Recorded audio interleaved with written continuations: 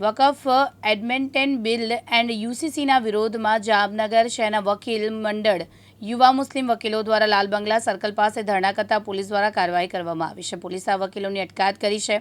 વકીલો દ્વારા સૂત્રોચ્ચાર કરી વિરોધ કરાયો હતો.